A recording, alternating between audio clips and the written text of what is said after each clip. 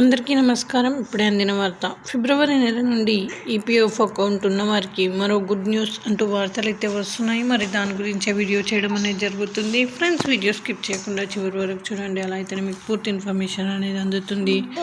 అలానే చాలామంది చూస్తున్నారు కానీ సబ్స్క్రైబ్ చేయడం మర్చిపోతున్నారు. దయచేసి సబ్స్క్రైబ్ చేయండి, అలానే లైక్ చేయండి. ఇంకా లేట్ చేయకుండా వీడియోలోకి అయితే వెళ్ళిపోదాం. ఉద్యోగులకు అదిరిపోయే శుభవార్త. ఉద్యోగుల సామాజిక భద్రత కల్పించేందుకు ఎంప్లాయీస్ డిజిటల్ లింక్డ్ ఇన్సూరెన్స్ స్కీమ్ను 1976లో భారత ప్రభుత్వం ప్రారంభించింది. ఈపీఎఫ్ఓ నిర్వహించే స్కీమ్ ఇది. ఈ స్కీమ్ ఈపీఎఫ్ఓలో సభ్యులుగా ఉన్న ప్రైవేట్ రంగ ఉద్యోగుల జీవిత బీమా ప్రయోజనాలు అందించడం లక్ష్యంగా పెట్టుకుంది. అయితే ఈపీఎఫ్ఓలో వాటాదారులైన ఉద్యోగులకు నిబంధనల ప్రకారం ఈ స్కీమ్ను ఫ్రీగా ఇస్తారు. అయితే ఎంప్లాయీస్ ప్రావిడెంట్ ఫండ్ ఇతర నిబంధనల చట్టం 1952 కింద నమోదు అయిన అన్ని సంస్థలకు ఈ స్కీమ్ వర్తిస్తుంది. నెలకు 15,000 వరకు మూల వేతనం ఉన్న ఉద్యోగులు ఈ స్కీమ్లో డిఫాల్ట్గా చేరతారు. ఉద్యోగి నెలవారీ వేతనంలో 0.5% యాజమానుల ఈడీఎల్ఐ స్కీమ్కు విరాళంగా ఇస్తారు.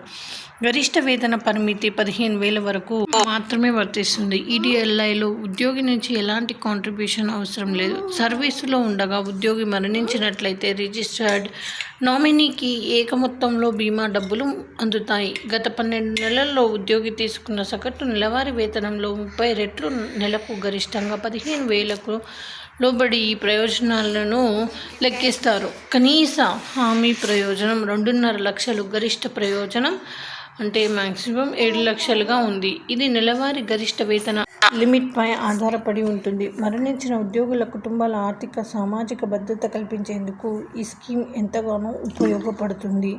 ఈ స్కీమ్లో ఉద్యోగి వేతనం 0.5% వాటాను యాజమాన్యం జమ చేస్తుంది. అయితే దీనికంటే మెరుగైన ఇన్సూరెన్స్ పాలసీలు ఏమైనా ఉన్నట్లయితే యజమానులు తమ ఉద్యోగుల కోసం గ్రూప్ లైఫ్ ఇన్సూరెన్స్ స్కీమ్ను కూడా తీసుకోవచ్చు. ఇది ఈడీఎల్ఐ స్కీమ్ ద్వారా అందించే కవరేజ్కి సమానంగా లేదా అంతకంటే ఎక్కువగా ఉండాలి. ఉద్యోగి మరణించినట్లయితే నామినీకి లేదా వారసులకు ఈ డబ్బులు అందుతాయి. అందుకు అవసరమైన డాక్యుమెంట్లతో పాటు క్లెయిమ్ ఫారాన్ని ఈపీఎఫ్ఓకు సమర్పించాలి. క్లెయిమ్ మొత్తం నేరుగా నామినీ బ్యాంక్ అకౌంట్లో జమ చేస్తారు. అందుకోసం నామినీ ఈపీఎఫ్ఓ వెబ్సైట్ లేదా సమీపంలోని ఈపీఎఫ్ఓ కార్యాలయం నుంచి ఫారం 5IFను పొందాలి. మరణించిన ఉద్యోగి పీఎఫ్ అకౌంట్ నంబర్, మరణించిన తేదీ, నామినీ వివరాలతో పాటు అవసరమైన అన్ని వివరాలు ఫారంతో నింపి కార్యాలయంలో అందించాల్సి ఉంటుంది. అందుకు అవసరమైన డాక్యుమెంట్ జత చేయాల్సి ఉంటుంది. సో ఇది ఫ్రెండ్స్, ఈ విధంగా వార్తలు అయితే వస్తున్నాయి. Thanks for watching.